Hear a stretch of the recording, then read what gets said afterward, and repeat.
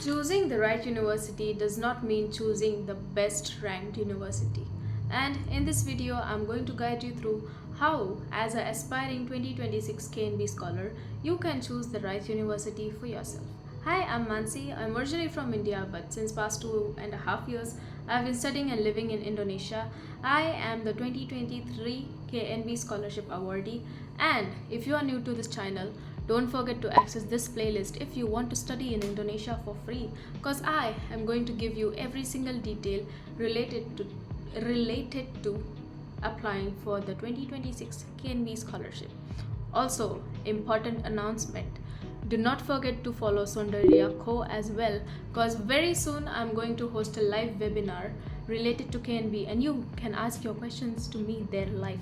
So don't miss the chance. So a small disclaimer, whatever I say in this video is mostly based on my experience and my opinions. So what worked for me might not work for you because my goals are different than yours. So whatever I say in this video, please think about it, think if it suits your requirements, and then make a decision. Do not solely take a decision just because I said something, okay? During the application, you get to choose two different universities for the KNB scholarship, and both of them have different priorities depending on what you choose. Now, if we go to the official KNB website and scroll down, you will see a full section dedicated towards all the university partners, and every single university mentioned there is part of the KNB scholarship and is accepting students via KNB scholarship. Now, if you want to know more about the universities, you can just simply click on the logo, go to their homepage and find out all the details. First thing you need to do is check whether or not that university is accepting students for your preferred program. Now, the easiest way to do this is to check the KNB scholarship guide, which unfortunately is not out yet, because in the guide there is a full complete list of universities and the programs they want to offer. Because if, let's say, you want to choose this one particular university, but you want to choose informatics engineering or some other field, but this university is not accepting students for that field, it's gonna be a problem. So make sure the university you choose is providing that program for KNB scholarship, okay? And the second thing you need to do is do a background check on the university. It's important not just for you to verify whether or not the university's mission it suits you, but also when you write the statement of purpose, it is very important for you to mention why you are choosing this particular university only and why not any other university. This way you will be able to have your chances increased in being selected by that university.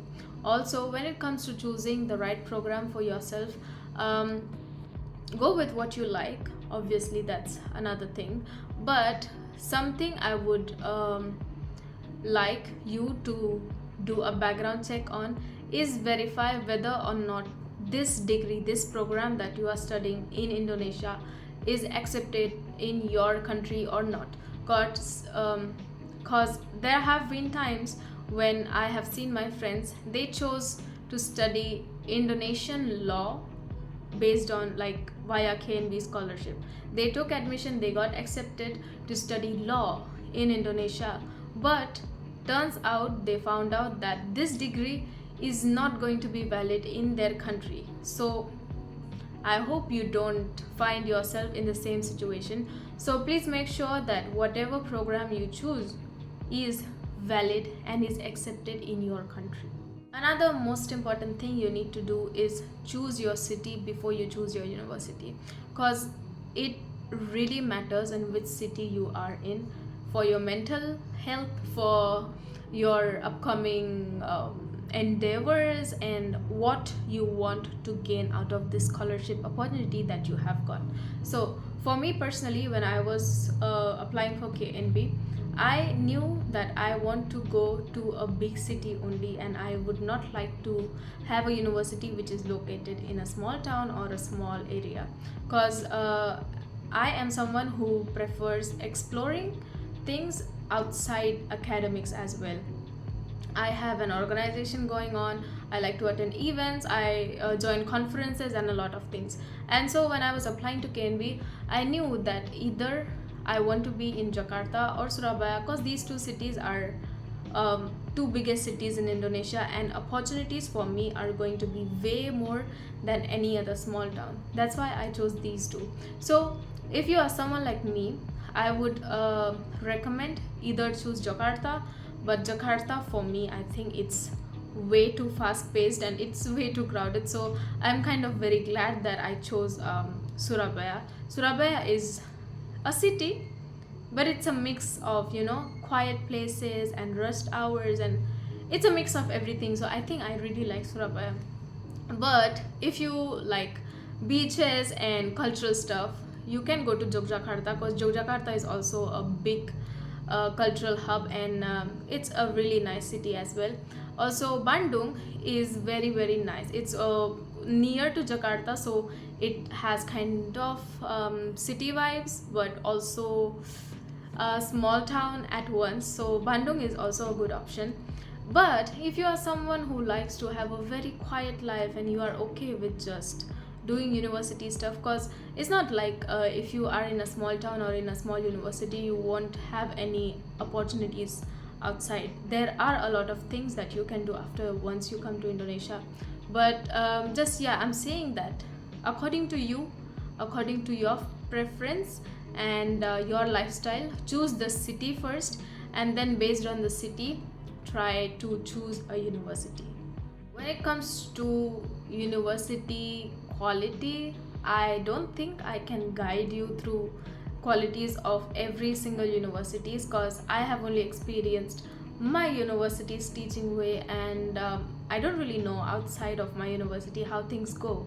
So this is going to be your homework to either get in contact with someone from that university's staff, either get in contact with an alumni there, any international student, and ask them like how exactly is the academic environment in this university, and then decide whether or not it's suitable for you.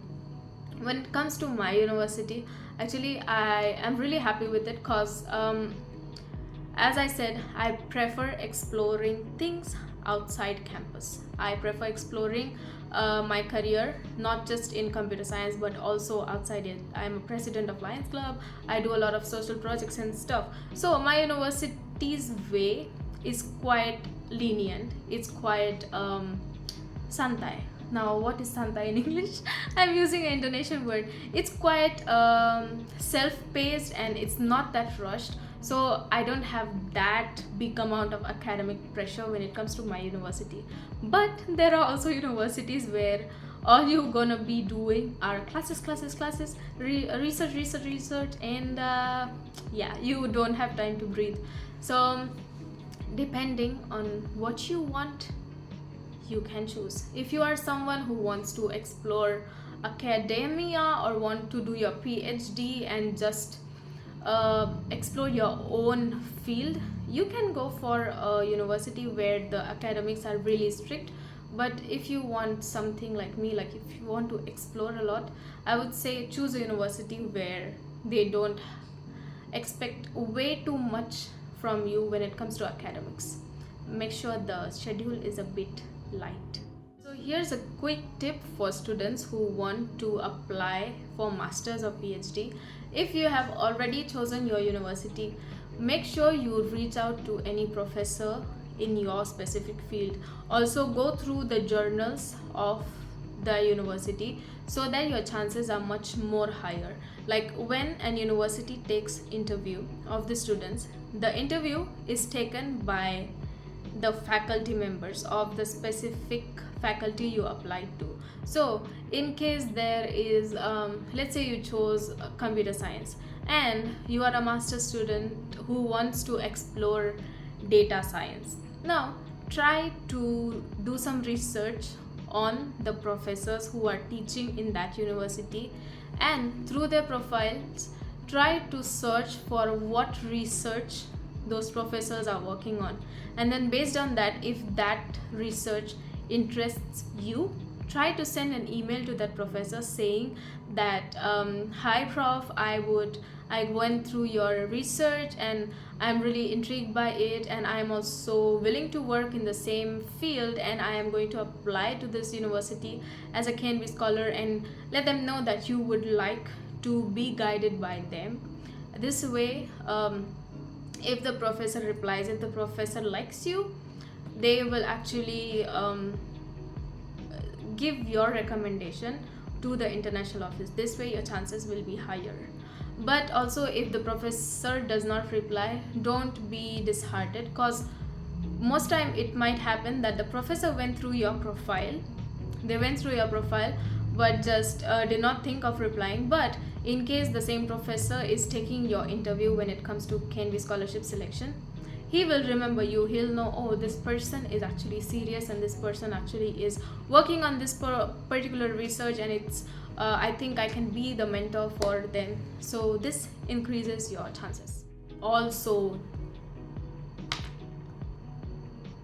the most important thing is check whether or not your university provides English thought programs. Cause the thing is, guys, when it comes to KNB scholarship is more towards not just supporting your bachelor's, master's and PhD studies, but also the government wants to promote their own culture, their language to different students. So one of the rules in KNB is that you have to study Bahasa Indonesia course for 1 year. It's non-negotiable. It is non-negotiable. But also that means there are universities where you have to continue your bachelor's or master's or PhD studies in Indonesian only. Me, I also study computer engineering in Indonesian, but luckily my university allows me to write exams in English. So if you think you are someone who can actually manage studying your subject in a foreign language, it's okay, go for it. But if you want a university which gives English thought programs only, you will have to be careful when choosing a university. And when it comes to English thought programs, the competition for that university, and especially for KNB scholarship, is high. So that means English thought programs means high risk of getting rejected.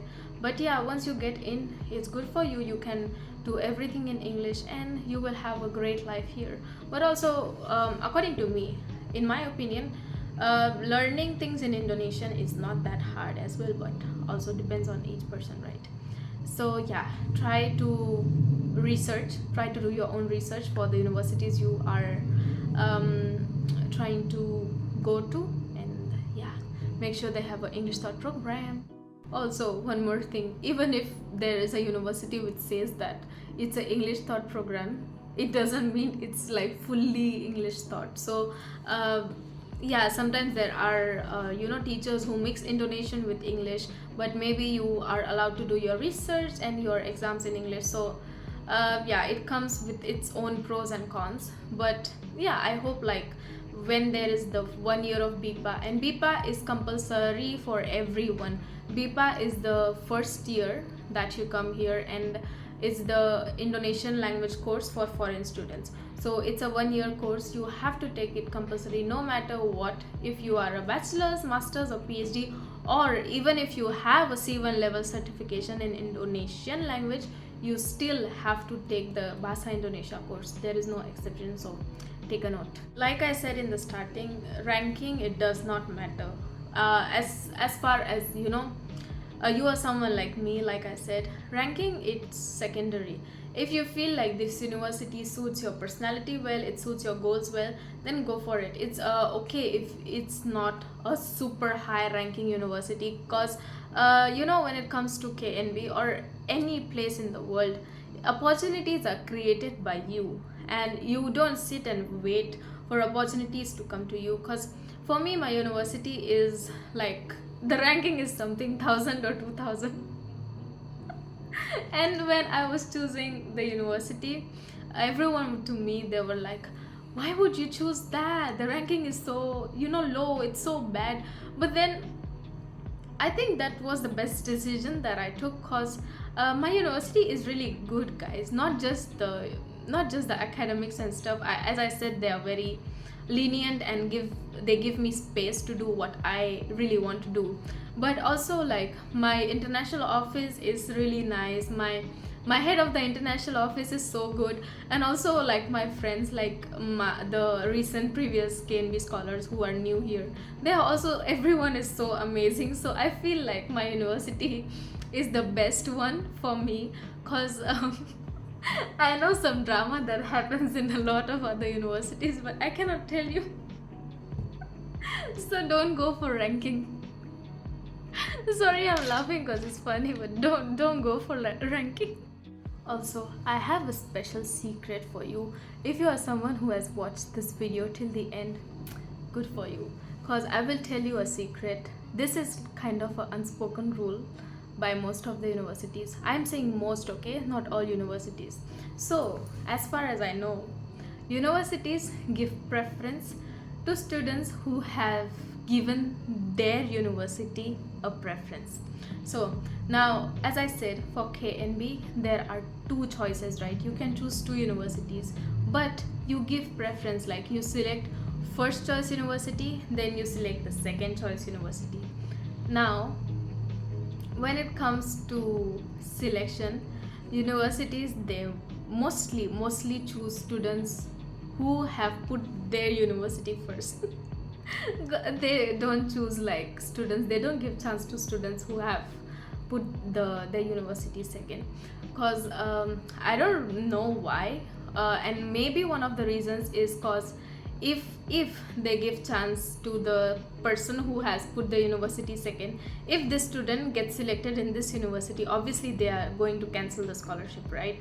And they cannot find any replacement or anyone whom they prefer more, right? That's why this is applied rule to most universities or international offices that use. But in my case, actually I put my university as second.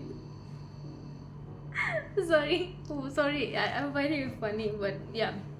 But my interview and I think my exam was really good.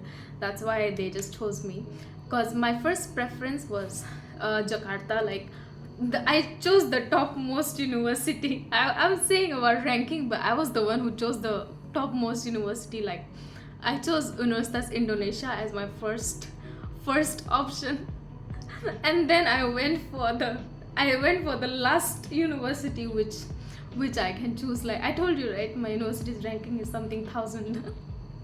But yeah, I'm quite glad I did not get into Jakarta, because I told you Jakarta is quite messy, and UI is in Depok, so it's not in Jakarta. There is a small village next to Jakarta. That's where Universitas Indonesia is. So for me, Surabaya Vijayakusuma is the best option. So yeah, what I want to say is that when you choose a university and when you are very sure that this is the university I want to join, make sure you put them first, because if you give them priority, you get the priority, or else you are out.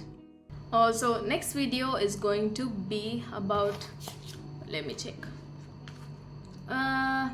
Yeah, in next video I'm going to tell you about the documents and the checklist for the 2026 application for KNB. So don't forget to access this playlist, and again, do not forget to follow Sonderiako. I am going to hold a webinar very soon, and not just like webinars for KNB. I will be inviting speakers from different scholarship, different programs and stuff. So go follow. Forgot to mention, when it comes to accommodation, there are universities who have dormitory, there are universities like mine who do not have a dormitory. So try to research about that as well. But mostly, if you are a very new scholar, the university provides you with a living place. So if you are going to be new to Indonesia, don't worry.